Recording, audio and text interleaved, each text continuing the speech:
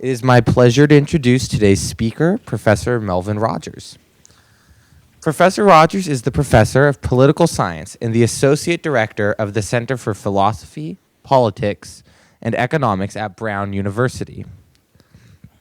Focused on contemporary democratic theory and the history of American and African American political thought, Professor Rogers has authored and edited multiple books, including The Undiscovered Dewey, Religion, Morality, and the Ethos of Democracy, and The Darkened Light of Faith, Race, Democracy, and Freedom in African American Political Thought.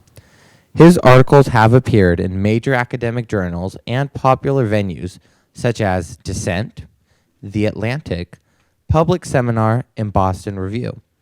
He is also an award-winning speaker on race and democracy in American culture and politics. Professor Rogers studied political thought and intellectual history from Cambridge in 2000, and he received a PhD in political science from Yale University in 2006. Today, Professor Rogers will be discussing the late James Baldwin, an American writer and civil rights activist, and the ideas of history, responsibility, and atonement. It's my pleasure to introduce Professor Melvin Rogers. Thank you. So the talk today is drawn from the conclusion of The Darkened Light of Faith. And let me just say very briefly a word or two about the book itself. At the heart of the book is an attempt to understand why it is African Americans in the 19th century and the early 20th century remained committed to the American polity amid various forms of exclusion and domination and the like. Or to think about it differently, how must they have understood democracy such that they could make sense, even if only to themselves, their various appeals to the nation for inclusion. Right?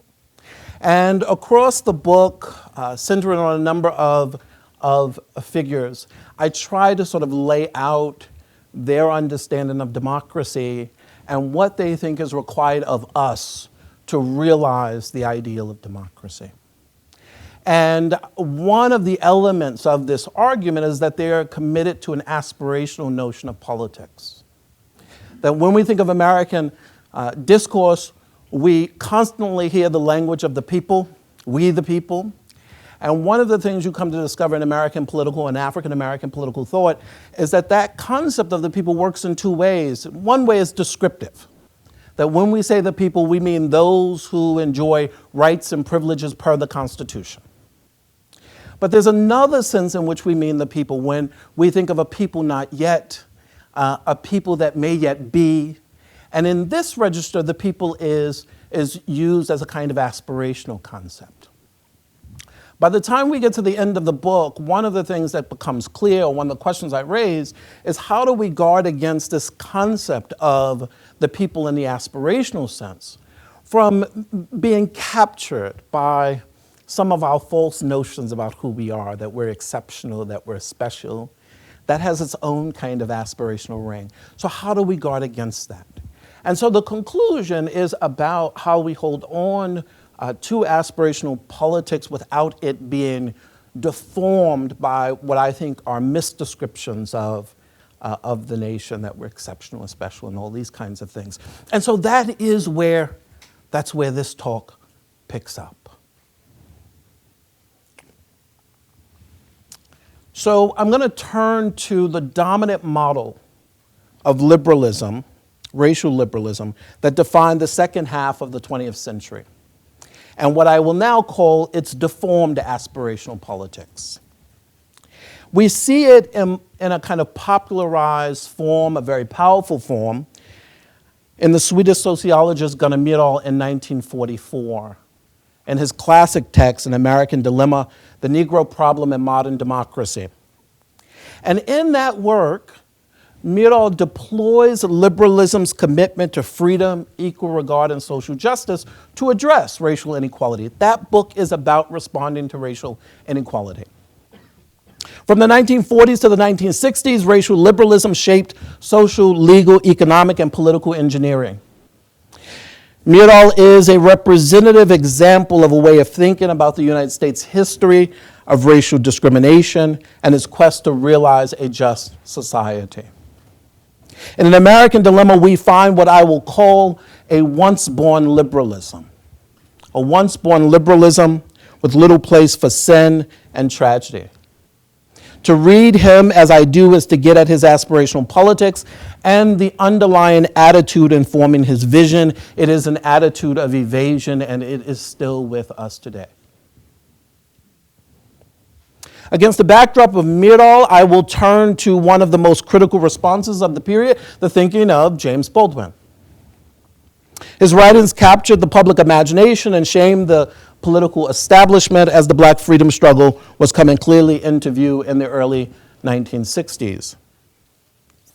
I turn to Baldwin because in him we find an attenuated aspirational politics born as it was from seeing both the promises and the betrayals of the United States.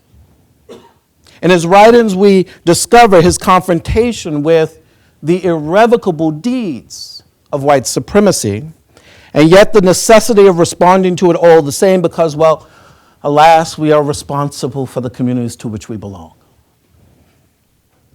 To call it irrevocable is to focus on the soul-scarring character of white supremacy, for which, as Baldwin says, neither he nor time nor history will ever forgive. But I insist that the scarred soul of the nation ironically shapes Baldwin's outlook, his view of identity, of history, and the ethical themes of responsibility, of forgiveness, of redemption, and atonement. All of these words will be at home at this place, yes? If Myrdal offers us an attitude of evasion, then Baldwin offers us an attitude in which we must be critically responsive to history. And that's the point of the lecture today. In commending critical responsiveness as an ethical and political virtue, Baldwin resists the antinomies of redemption and irreparability. So our journey will begin with Myrdal. And then we will shift to Baldwin, and along the way, we will encounter other figures.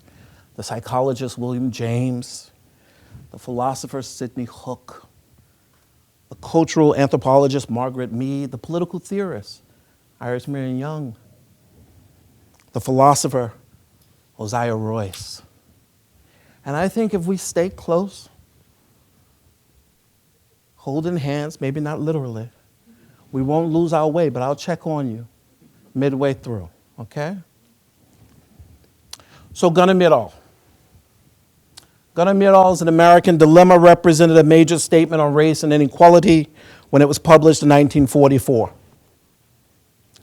Doubting the ability of Americans to offer an objective analysis of race in America, the Carnegie Corporation commissioned the study in 1938 and selected the Swedish economist Myrdal. He in turn enlisted some of the most gifted scholars of race in the fields of history, sociology, economics, and political science. And in the study, Myrdal embraces a specific kind of moralism latent in American culture. He opens and closes the massive study, parts 1 and 11, spanning well over 1,000 pages, by framing the problem of racial inequality in terms of the crisis of moral commitments among whites and their betrayal of what he calls the American creed. This preoccupation with the American creed is the most enduring part of that text. The text's moral vision aligns itself with the political bent of post-war analysis on race that emphasize the psychological states of individuals and prioritize education and non-discriminatory practices and policies to bring the nation in alignment with its deeply held commitments. The politics of the day and for several decades thereafter also drew support from this very important text. But the framing of all books and the framing of this book matters a great deal. The decision to structure the book in the way he did shapes how we ought to understand the underlying ideological commitments of the United States, the history of racial disregard, and the status of white persons in addressing that history. The book aspires to tell an origin story about who Americans are. Origin stories are very interesting things. They're often determinative. They have, as Edward Said tells us, a divine, mythical, and privileged character that dominates what derives from it. If you've ever played, if you're a gamer, if you've ever played a role-playing game, whether tabletop or on the screen, origin stories matter a great deal. They set the quest. They help you understand your own purpose and the purity of your mission. And they also indicate what happens when you betray the quest, when you fail to adhere to it. And this is why it is vital to Myrdal to sketch in the very first chapter of the book the origin of the American creed. Behind racial inequality in the United States, he wants us to believe we discover a true community that beckons us a vision of American identity in its pure form. That pure identity is one that is committed, he tells us, to freedom and equal regard, a creed that says that everyone is worthy of respect and the opportunity to chart their own course, provided that it is similar with the right of others to do the same. The pure form of American identity and Myrdal's religious belief that American democracy is fated to win the battle against white supremacy brings to mind, I want to suggest to you, it brings to mind William James's classic account of the once-born soul. So here's our first new figure we encounter. Now, to be fair to Myrdal, James is only invoked once in American Dilemma, and even there, he doesn't invoke James's classic work of 1902, The Varieties of Religious Experience. So why reach for James's text? Well, I want to suggest that the heuristic of the once-born soul captures Myrdal's brand of liberalism. Heuristics are mental shortcuts that economize our thinking. And when they are about the world, they declutter the landscape for us. But they can also be too neat. They can settle too much. And in this case, that's the point. For Myrdal, the American creed functions in this way, and behind the creed is the once-born soul. In his Varieties of Religious Experience, James distinguishes between two ideal types, the once-born and twice-born souls. Now, he acknowledges that most of us are of a mixed variety, but what is of significance is that these different types of souls embody different kinds of attitudinal orientations toward the world. The firstborn, James tells us, has a healthy-minded attitude and often, quote, looks on all things and sees that they are good. In the systematic variety of healthy-mindedness, it selects one aspect of the world as its essence for the time being and disregards all other aspects. In order to resist humanity's constant struggle and violation of its own highest image, the once-born consistently retreats to an affirmative feature of human life and claim that feature as humanity's essence. In contrast, James says the twice-born soul sees both the light and the persistence of the dark features of human life. The doctrine of the twice-born, James explains, holds as it does more of the element of evil in view. It is the wider and completer view. Now, James's point is not that the once-born soul cannot acknowledge evil, but importantly, evil factors as an anomaly of human life, and thus the once-born is prevented from accepting evil as a real and durable feature of human life. As he says of the once-born, quote, the world is a sort of one-storied affair with accounts that are kept in one denomination whose parts have just the values which naturally they appear to have. The once born, he says, lives on the plus side of life. The textual echo of the once born lives in the American dilemma, but to notice it, we must track Myrdal's description of the problem.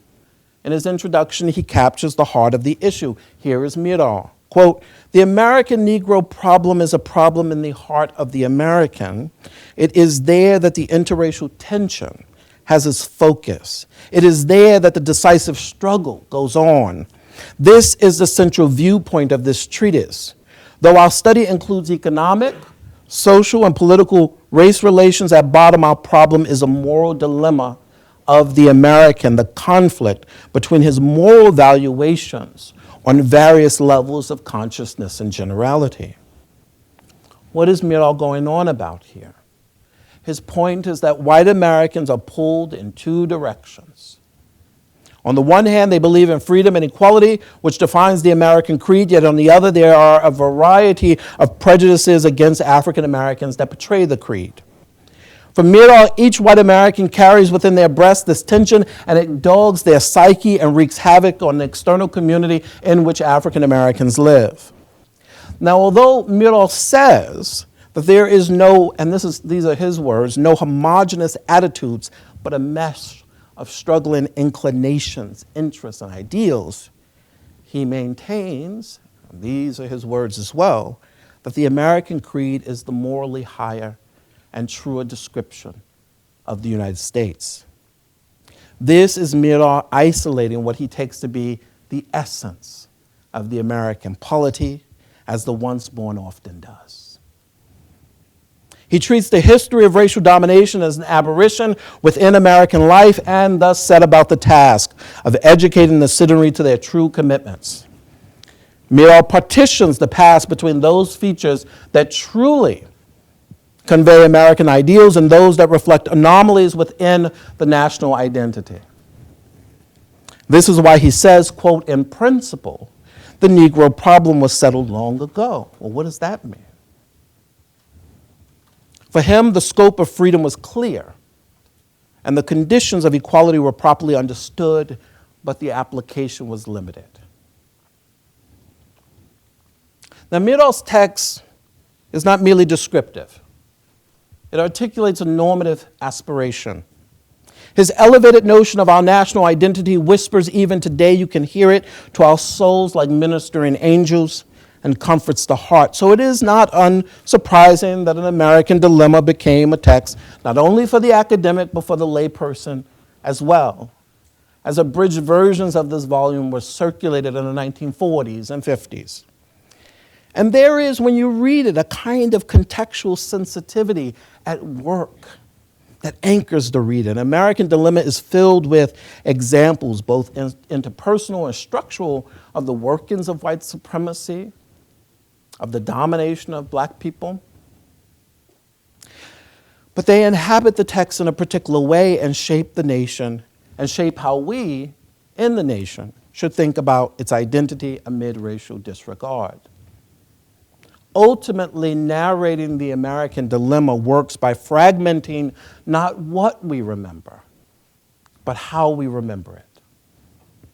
The past flows away from us into the gut of our horrible deeds, giving us the impression that they form no true part of our shared identity, that they do not touch the nation's soul.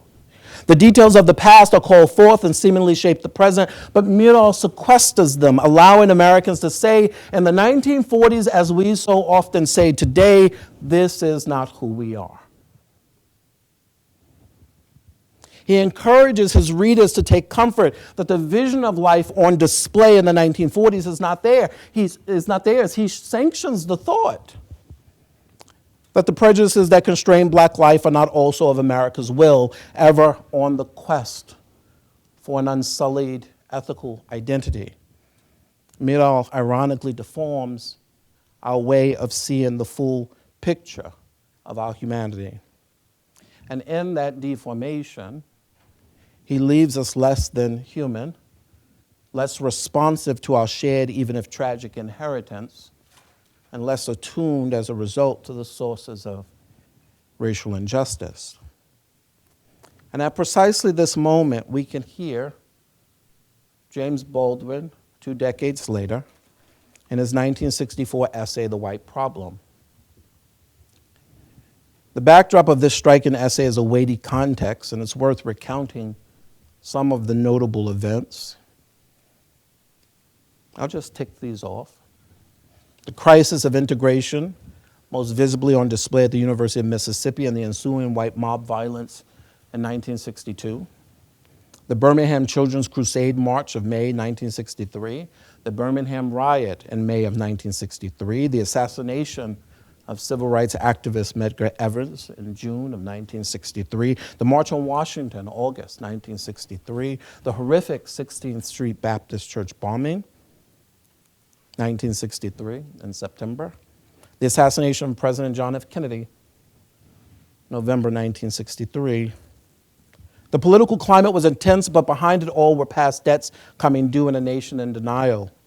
What is most terrible, Baldwin writes, is that American white men are not prepared to believe my version of the story.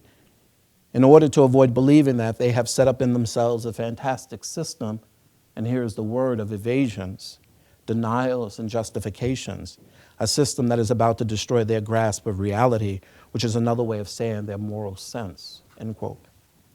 When Baldwin talks about the system of evasions, he often talks about it as Americans' insistence on their innocence. He uses innocence throughout his work to diagnose America's refusal to face their racial history. His use of the word innocence functions as a tool of political analysis. Innocence denotes attitude and point of view, which, as Baldwin argues, infuses the cultural field of American life and shapes the outlook of white Americans. Innocence involves closing one's eyes to others in their historical particularity, their subjectivity, to affirm an alternative and false reality. What precisely is that false reality? Well, he names it in the same essay of 1964. The people who settled the country had a fatal flaw. They could recognize a man when they saw one. They knew he wasn't anything else but a man, but since they were Christian, and since they had already decided that they came here to establish a free country, the only way to justify the role of this chattel was pretending as if they were not men. For if it wasn't, or if they weren't, then no crime has been committed. That lie is the basis of our present trouble. Now, we're going to return to this language of fatal flaw much later. Just hold on to it. But we should pay attention to something else for the moment, that here Baldwin detects the attitude of evasion, the practice of evasion. To confront black pain and death involves acknowledging something about one's community. Acknowledgement shatters illusions, something that Baldwin argues is a difficult, even if necessary thing for society to do. And here is the difficulty. The danger, he tells his nephew in The Fire Next Time, in the minds of most Americans is the loss of their identity. Try to imagine how you would feel if you woke up one morning to find the sun shining and all the stars aflame. Any upheaval in the universe is terrifying because it so profoundly attacks one's sense of reality. Behind this remark is Baldwin's ongoing confrontation with identity. American identity as a form of estrangement and deformation. If he tries to enable black people to see their white counterparts, he also seeks to describe to white Americans the illusions that grip them and the cause. So his preoccupation with identity is also a call for his fellows to be suspicious of how they think of themselves. Estrangement is about how the meaning of American identity evades the reality of historical inheritance.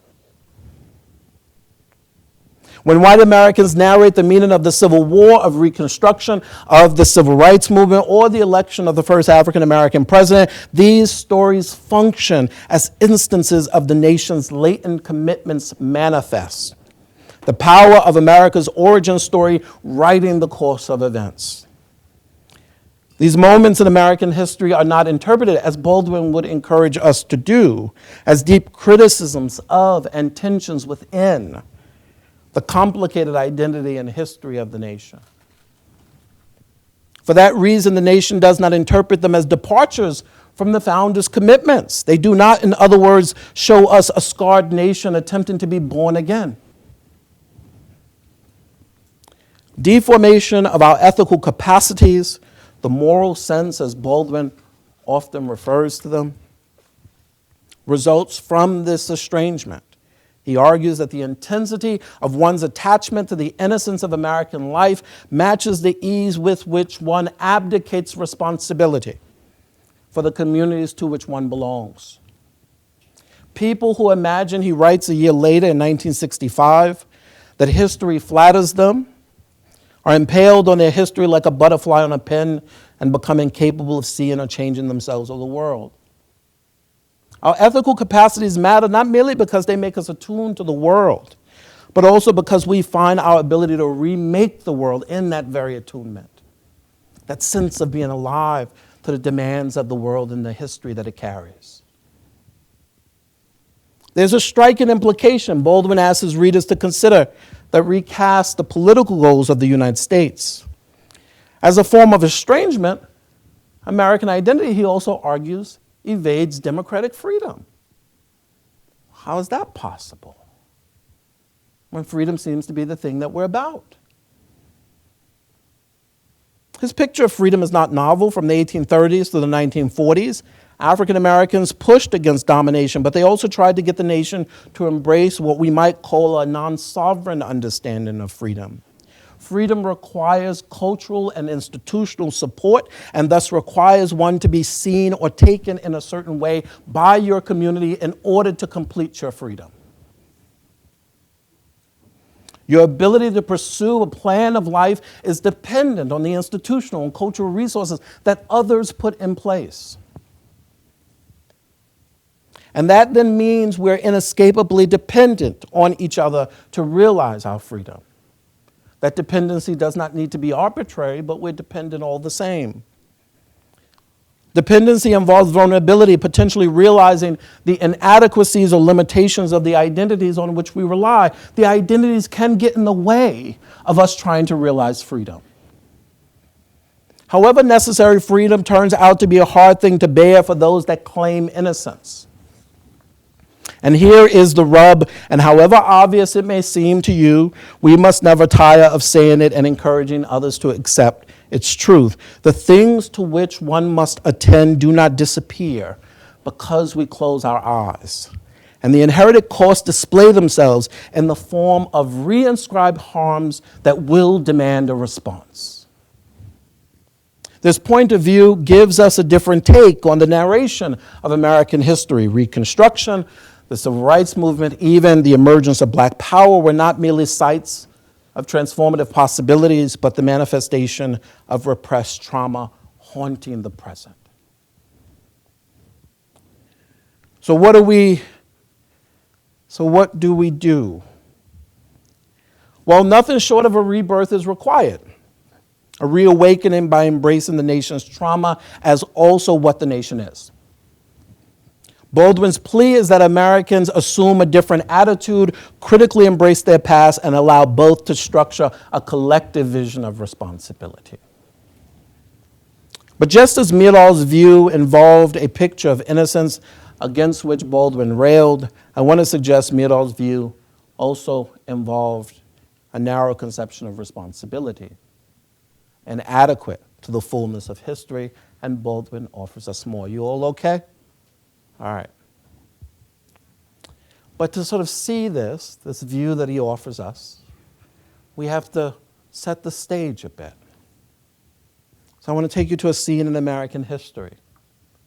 Before an audience in 1963, Baldwin, Nathan Glazer, the American sociologist, Sidney Hook, philosopher, and Myrdal gathered for Commentary symposium titled Liberalism and the Negro. Commentary is a monthly magazine founded by the American Jewish Committee in 1945, quite popular and important by the 1960s. By the 1970s, it shifts toward neoconservatism. The symposium was subsequently published in 1964, marking the 20th anniversary of American Dilemma. The symposium took stock of America's progress, African Americans' ethical and political status, and the nation's most significant dilemma. And one immediately notices that Baldwin stands apart from America's liberal defenders. But the focal point of tension is not between Baldwin and Meadall, as one might have anticipated, given how I started, and not even between Baldwin and Glaser that most scholars like to talk about. The heart of the disagreement was between Baldwin and Sidney Hook. Behind Hook's critical engagement with Baldwin is a broader concern about the role of history and thinking about ethical and political life. Hook tells the audience that the ethical principles of American life, by which he means the Declaration of Independence, must guide society. He concedes there is much to do to improve the life and standing of African Americans, but he insists there is little doubt that the nation has made and will continue to make progress. And then he directs his ire toward Baldwin. To argue otherwise about the nation, as he claims Baldwin does, quote, is to paralyze our ethical impulses. Throughout the exchange between Baldwin and Hook, Hook seems more consistent with Meadall of the 1940s than Meadall himself. Hook leans into an ideological defense of liberal democracy that is indistinguishable from his appreciation of the United States as an ethical republic. To him, Baldwin looked more like the social protest novelist Richard Wright, and Hook had already criticized him and others in the 1940s for pushing negative ideas about the United States. This ideological context and Hook's politics of vindication shaped his attitude toward the past. It shaped his attitude toward the past in thinking about racial justice and his account of responsibility. So here is Hook. Those people in the South are not responsible for the initial acts which develop the situation in which they find themselves. They can be charged with responsibility for not playing a greater role, for not taking a more active part in the political process, but there's a tremendous difference between responsibility for a problem which you started and collective guilt for the crimes of racists. Now, there are two issues here. The first is that Hook conceives of what he calls elsewhere the Negro problem as a problem for black people that is in need of being fixed by those with whom they share society. This gives, if we're following, a specific character to the issue at hand. The problem adheres in the situation of African Americans. It is, after all, a Negro problem, he says. And thus Hook takes the background conditions of American life for granted. We do not, in other words, treat the problem as a feature of the historical development of American institutions and as something for which we must take responsibility. And this leads to the second observation. In Hook's thinking, we can discern the outlines of what Iris Marion Young refers to as the liability model of responsibility. Well, what is that? Well, I need to be able to causally identify you as the perpetrator of a particular act for which I'm asking you to take responsibility. It needs to causally follow from your will. And this leads him to suggest in the passage above, they were racist then, we are not now, and our responsibility extends no further than the actions we in the present have committed. History remains, but its role is diminished, lest we endanger human agency and social transformation. If the American creed is a once-born faith because it has little space for lasting anguish and little patience for the specters of the past, then Baldwin's account is very, very different in this regard. Baldwin argues that the way to a new America must run through the trauma of black life, a twice-born faith in William James's sense that does not remit the nation's failures but holds promises and betrayals clearly in view. Baldwin famously alerts his readers to this in The Fire Next Time, which I referred to at the beginning of this lecture. This line can find No counterpart in Hooke's Reflections of 1963. This is Baldwin. This is the crime of which I accuse my country and my countrymen, for which neither I nor time nor history will ever forgive them, that they have destroyed and are destroying hundreds of thousands of black lives. Destruction not only happened, but it continues anew. To speak as he does indicates that Baldwin is not merely interested in us recalling the past or recalling past events. It's not a question of memory, he says in 1955. The man does not remember the hand that struck him, the darkness that frightened him as a child. Nevertheless, the hand and the darkness remains with him, indivisible from himself, part of the passion that drives him whenever he thinks to take flight and seek light. To stand in an intimate relationship with the past requires us to acknowledge how it shapes the ground of our identity and the practical judgments that work themselves into the world through our words and our deeds. The foundational role Baldwin accords the past is likely to make us nervous, perhaps, unsettled even. There's an Old Testament sensibility in his writings and how failures in history come to weigh on the present.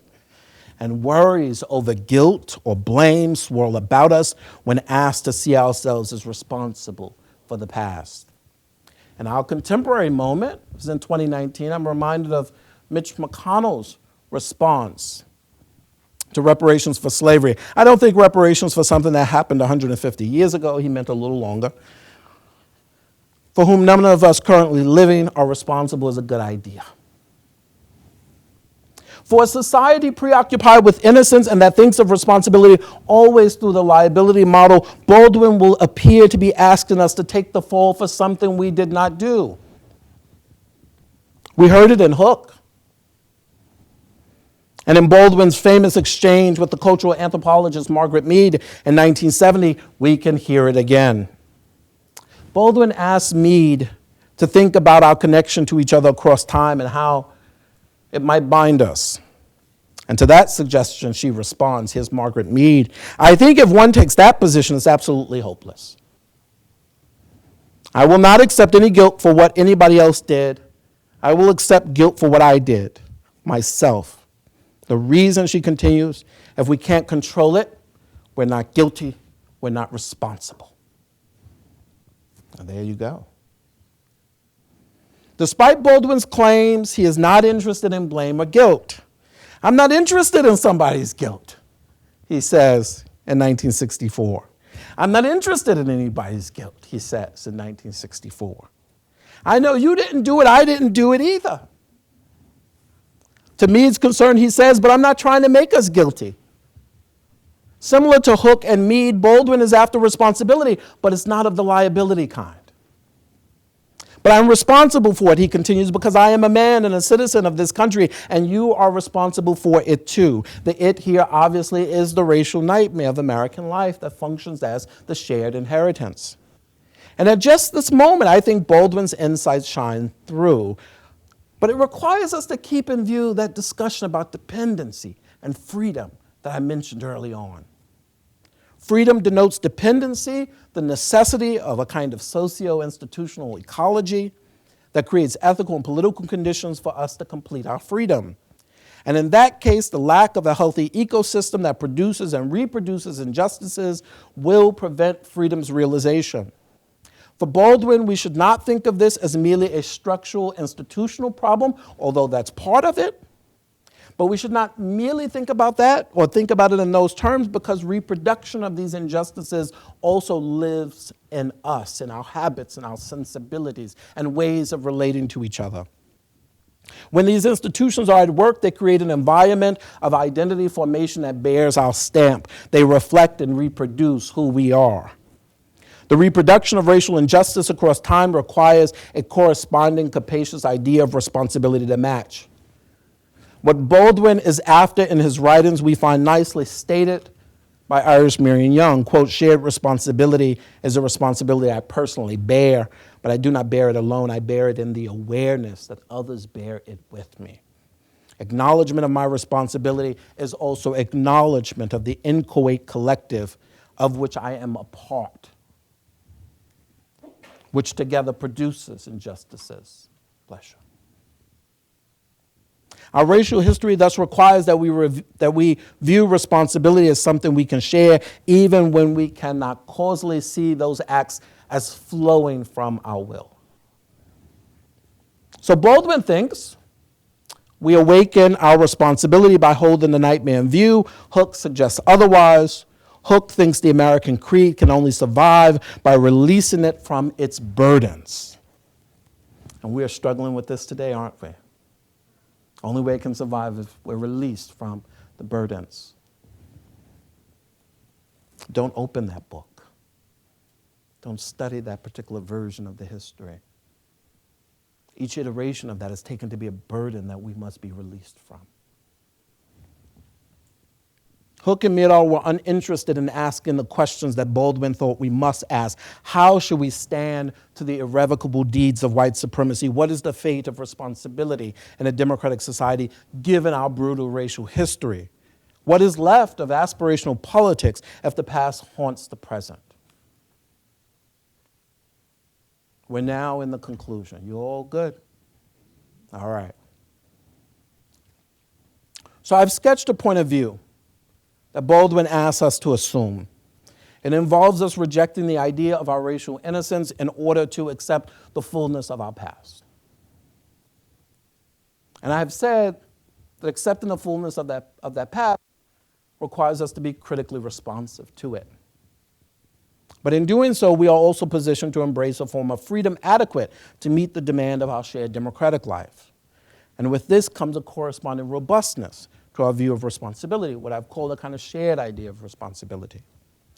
But there is one lingering issue to address that has to do with the weightiness of our history. And it comes in the form of the idea that I introduced early on, the idea of an irrevocable deed, an irrevocable deed. For if deeds are irrevocable and their consequences seem to extend into the present, it is not clear why one would ever attempt to respond. One might worry that how Baldwin asks us to think about the past threatens to endanger the very notion of aspirational politics. His claim, for example, in The Fire Next Time, that the country's crimes against black people are something for which he, nor time nor history, could ever forgive, or his insistence in his essays that the act of enslavement was the country's fatal flaw, seems to deny transformation. The reason we are likely to think this way is because of how we have historically envisioned American politics. For if aspirational politics holds out the possibility of change and progress where racial justice is concerned, it must be because the nation can redeem itself through its politics. Progress, we so often think, must imply salvation.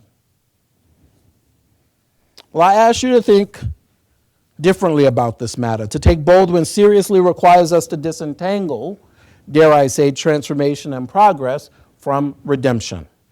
This is not a tactic and it isn't a program. It is an attitude or a mood that nurtures democracy and tries to sustain the centenary for an incomplete and perhaps incompletable journey. I don't think Baldwin says to Hooke in that roundtable discussion, we can discuss this, the ethical character of the nation, unless we begin at the beginning. When he asks us to return to the beginning and the weightiness of our past, he asks us to think of the nation as Hosea Royce, our last figure in this journey, once thought of an individual that wrecked their moral universe. Here is how Royce put it in that extraordinary text of 1913, The Problem of Christianity.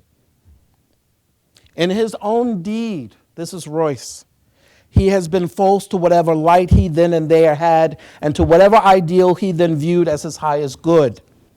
Hereupon no new deed, however good or however faithful, however much of worthy consequences it introduces into the future life of the traitor and that of his community, can annul the fact that the one traitorous deed was actually done.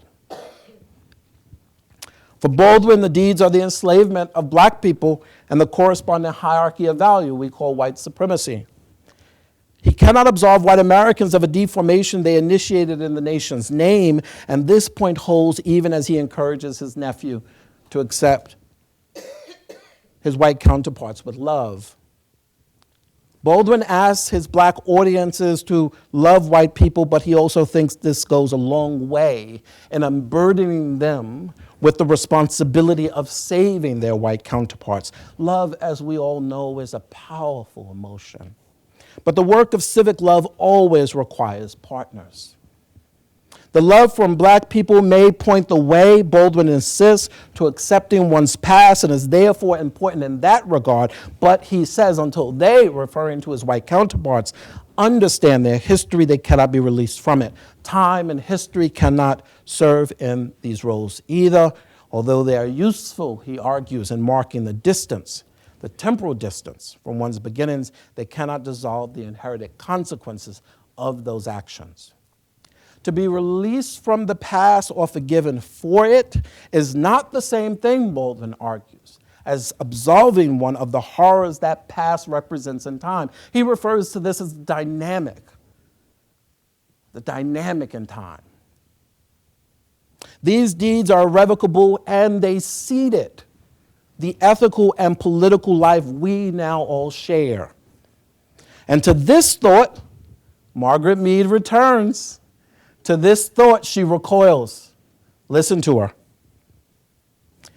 Then we've nowhere to go. On one reading, it might seem we've run into a problem. It now appears that Baldwin has seemingly traded in one origin story for another, that in abandoning the optimism of the American creed, he has embraced pessimism. Baldwin says no. Because, these are his words, we have atonement. To atone is to engage in reparative work. It orients the soul as one undertakes the work of correction, of improvement, of development. An atoning community looks back to the beginning that has given life to the harms, is perceptually attuned to how the harms ripple through time, and engages in ameliorative actions so that those in the future may live more humanely in the light of their history. And in this way, atonement gives a specific meaning to our present actions in redressing racial inequalities and injustices that contrasts, for example, with the language of redemption. Redemption would aim to restore that which was broken and deliver us from the harms that follow as a result. To be, for example, redeemed through Christ, what a powerful image. Is to be delivered from one's sins. Christ on the cross is rich. It represents the emptying of the self in the form of sacrifice for humanity, thus releasing us from our sins. Baldwin, however, never invokes Christ in this role to address the tragedy of America's racial history. Moreover, it's unclear what redemption could mean, as he puts it, given the many thousands gone. There's no narrative of escape, no redeeming, no metaphysical certainty guaranteed to us by our origin story, and with this, Baldwin dispenses with the language of redemption. We should do the same. While it is true that the normative vision of democracy encourages us to dream and dream again, while it is true that this normative vision of democracy has served as a reservoir from which others have drawn in their struggle for justice and in achieving a bit of it, the fact remains that our quest for national absolution is absolutely destructive. It leads us to attach too much value to victories of racial progress and to read our historical successes as redemption. It encourages us to believe it is permissible to monetize and materialize the reparative work of atonement. It obscures that reparations, for example, is an ongoing, never-ending struggle of bending the nation's will toward freedom and equal regard. It blinds us to the fact that responding to our racial history, similar to living our democracy, depends on what Baldwin says are choices we have, quote, got to make forever and ever and ever, every day. To be sure, white supremacy is, for him, America's sin, but the source of this sin is historical, not metaphysical. It is rooted in this worldly choices. Still, sin talk has a symbolic power for him. Sin illuminates a form of wrongdoing that cuts deep, that not only touches the soul, but has a hand in the soul's construction. If our history of racial disregard lives in us, Baldwin insists, then it follows that even our affirmative confrontation with it only makes sense because we embrace the past. Or to put it differently, our affirmative gestures toward racial inequality, whether they're legal, political, institutional, only make sense because those affirmative gestures bear the memory of the betrayal. We can atone for our racial crimes, but even through our reparative work, we are reminded of the fatal betrayal, the fatal flaw. Now, maybe this will seem like, to some of you, well, this is just terrible talk. I just don't feel good about myself at the end of this. Maybe it will feel like an offense to freedom. Maybe you might think, well, you can't get no aspirational politics out of this. But I want you to understand where Baldwin's aspirational politics begins and where it leads. How does one think about the development of self in society, if not by tracking how both grapple with the darkest features within as the condition for the light?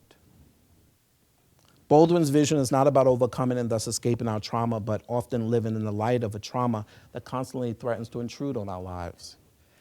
And to assume this point of view, I think, involves a radical transformation. Its possibilities here. It involves, or it envisions a society struggling to remain alive to the danger of its racial past in the present and to be perceptually on alert to how it might display itself. And this is why Baldwin describes our confrontation with the past as an ongoing battle. We don't find success in defeating the past, but in preventing it from becoming, as he says, tyrannical. Being alive to our beginnings may permit us to begin again, wounds and all. We don't overcome our national trauma, and we do not secure salvation from our inheritance. And struggling with and against both, we potentially communicate new senses of worth and value to each other through words and deeds. This is community work, the hard work of democracy, and it can also be the darkened light of our faith forged through the tragedy of our history. Thank you.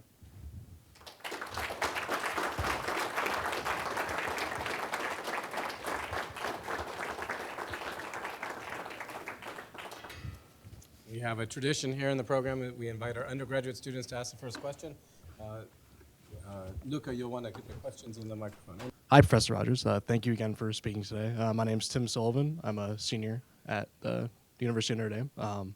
I guess my question relates back to your discussion of responsibility, especially on that moral personal level, and how it's the first frame that my mind took me was to our perspective of citizenship, and how perhaps today people perceive citizenship as something that's very individualized, very autonomous, as opposed to kind of this unbroken chain from the past and what we inherit from the past, whether it's good or bad, and then our duty to the future and those that will come after us. Do you think that's a helpful frame to reevaluate our perspective of like responsibility in this discussion? Or that's kind of what my question would center around, I think.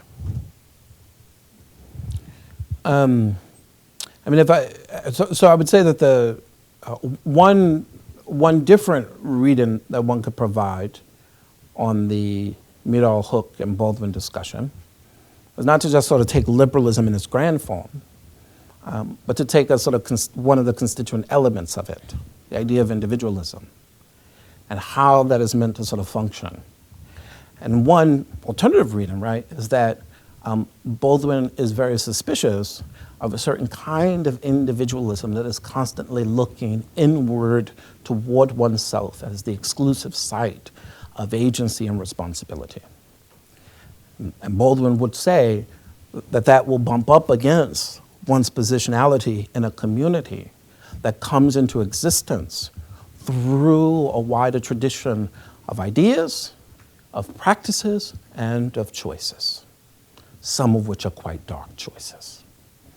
And so Baldwin does believe in the individual. It matters a great deal. But in this period, and he's not unique in this regard, it's a conception of the individual that can't be pulled apart from the community, right? I mean, you and I may very well depend, to use a very different example, you and I may very well depend on the alphabet to make sentences, and those sentences bind us together. But that very same alphabet that binds you and I together is what's going to allow you to make novel sentences, right? and me to make some new ones that are going to be different than yours. But there's no way to understand that independent of this shared thing on which we rely. And Baldwin would want to say the same thing.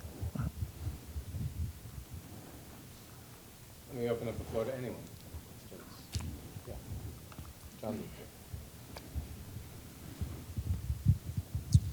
Thank you for an excellent lecture. My name's John Luke Cohen-Howard. I'm a PhD student here in political science. And some of the language that you were using reminded me of the rhetoric that Lincoln employed, for example, in the Gettysburg Address when he talks about the new birth of freedom, and in his second inaugural address when he says that the whole nation bears responsibility both for slavery and the Civil War. So I was just wondering how you see Lincoln fitting in this story, and if his ideas and politics kind of align with Baldwin's. Well, I would say, right, the binding of the wounds in Lincoln, right? There's the binding part, the wounds, right? And the scars that will exist once the bandages come off. And of course, Lincoln thought, this all is going to still continue to come due, right? So, so I would, I think on a careful reading of Lincoln, in particular Lincoln's relationship to history, and what the history of enslavement means, and what it will continue to mean for the nation, I think it fits very nicely alongside what Baldwin is talking about, right? And, interestingly enough, I mean, Lincoln, as politicians run around wanting to invoke various, presidents and the like, on this business about history and what kind of history should be taught, there's good value in turning to Lincoln. Right? I follow up on that question. Lincoln speaks of a new birth of freedom. But the new birth, of course, is baptism, being reborn in Christ in a Christian sense, which means implies a forgiveness of the original sin. Is that thought compatible with Baldwin? Well, remember I said forgiveness, Baldwin agrees that forgiveness can take hold, but forgiveness is not absolution. And I think the same thing applies to Lincoln. I think interpretively, if we set with some text, I could make this argument stick. Professor Hunt. Thanks. Thank you, Melvin. That was a wonderful lecture, as always. I wanted to ask you about the critique of Baldwin as too pessimistic, perhaps similar to Richard Wright.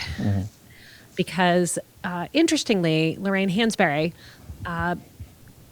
the queer black Marxist playwright who wrote A Raisin in the Sun, first major Broadway play to be written by a black woman, perhaps even a black American, if I remember correctly.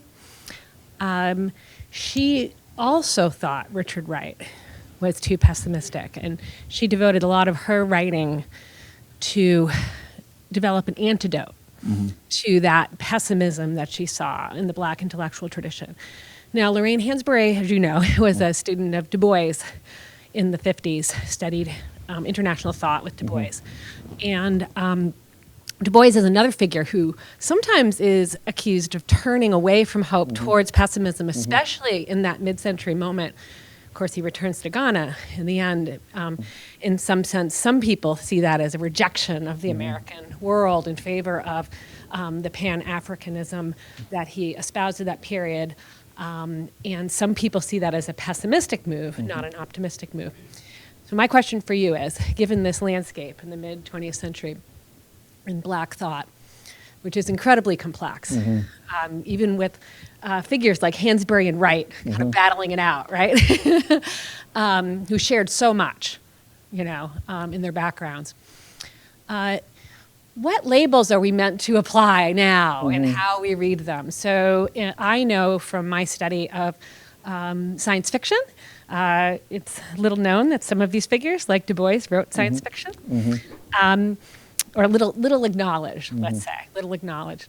But there's a debate whether we should call these black writers of science fiction Afro-pessimists or Afro-futurists. And what do you think would be the better label to describe this group that you're concerned with? Right. I mean, that's a wonderful question. I mean, the thing I would say about Baldwin, I mean, by the time we get to No Name in the Street in 1972, you know, Baldwin is intellectually and emotionally just really sort of unsettled about the fate of the nation. But of course, Baldwin stays and continues to argue against, even as Reagan is preparing the ground for his ascendancy to the presidency. It seems to me that that commitment by Baldwin and what he has to say in No Name in the Street still suggests a Baldwin that sort of has faith in the country, and a kind of faith that on his own account is constantly being betrayed by the evidence on the ground. Although for his part, he thinks that faith always exceeds the sort of evidence on the ground. If we're thinking about descriptions of these figures, I mean, I tend to think Wright is a bit more complicated than the pessimism argument. You know, Baldwin's critique of Wright is very interesting. There's a kind of internal politics to black life in this moment. Baldwin trying to make some room for himself and these kinds of things.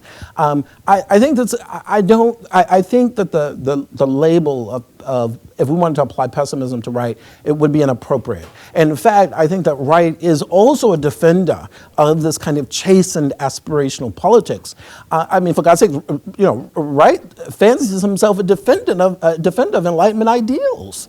So I tend to think that in this period, there's some infighting, there's some misdescriptions. When we sit down with the work, we see something different. If we're going to call it an Afrofuturism, it has to be an Afrofuturism that can sort of anchor itself in the material world, right? Not an Afrofuturism that really sort of, that really is all out sci-fi and sort of defies the bits and pieces of the resources that one could rely on. So that's what I'll offer up for that. I think we can, we've got a lot of questions. Let's try to go quickly and we'll get to Okay, yeah, okay. Yeah, go ahead. Luke and then Professor Philpott, go down the line. Oh, thank you again. Luke Foster, I'm a postdoc here with the center. In your remarks on Baldwin on history, I'm reminded of, I think in 1965, what Russell Kirk said when watching a TV interview of Malcolm X, right? On the uprootedness that black Americans can feel and feeling because of the transatlantic slave trade, a lack of an organic transmission of history and a kind of coherent past, right? And Kirk said something like, I'm forgetting his exact words, but in X, I see a recognition of the problem with liberalism that I've been trying to get conservatives to recognize.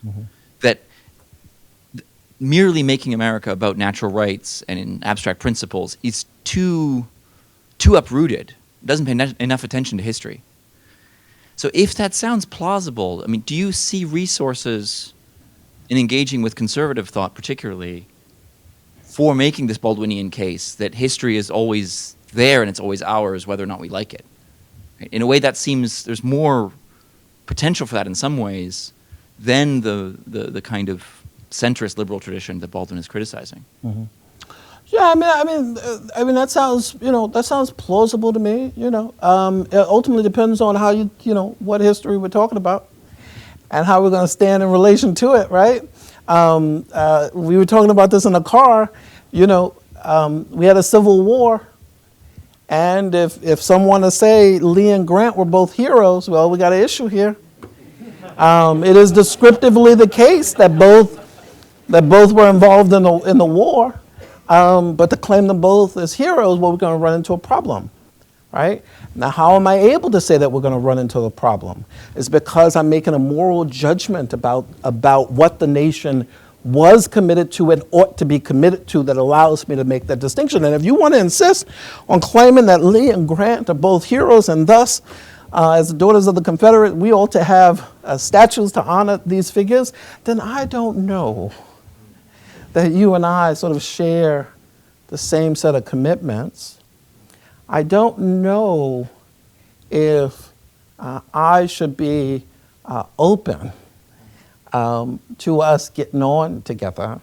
And I have every reason to believe, given what I think that the nation is really about, that you're engaged in deep and profound betrayal.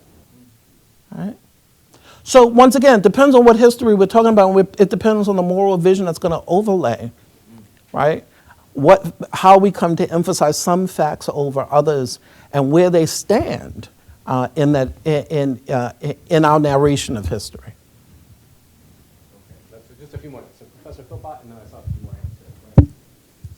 Well, thank you so much, Dan Philpott in political science. I wanted to ask about your distinction between redemption and atonement that you mentioned towards the end. And I think I understand your critique of redemption, but what are the qualities of atonement that distinguish it and make it more appealing? And then I wanted to ask, are there any practices, the three that I would mention are reparations, apology, and forgiveness, practiced on a collective political level. Is there any possibility of these practices having a positive meaning that could avoid some of the problems of redemption and be more fulfilling of an aspirational vision? Right.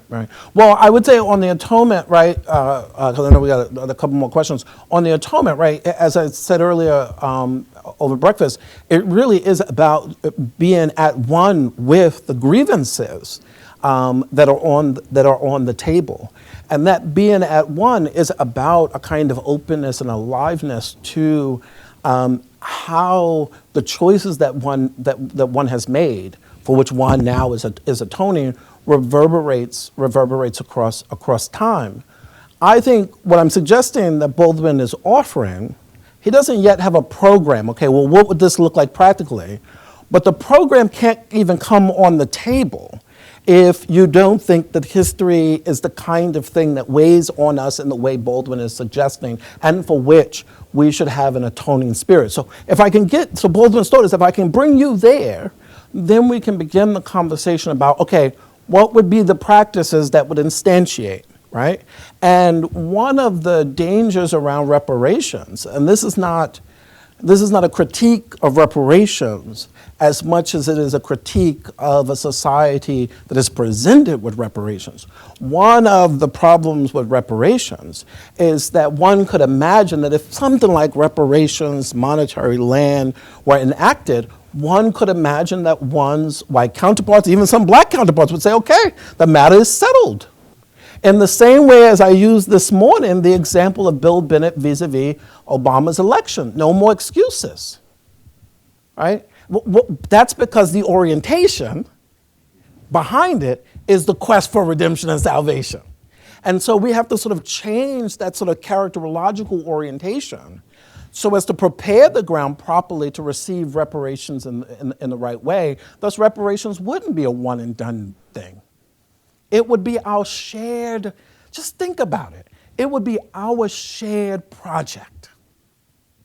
Not just for black, it would be our shared project. All right? But a number of things would need to happen.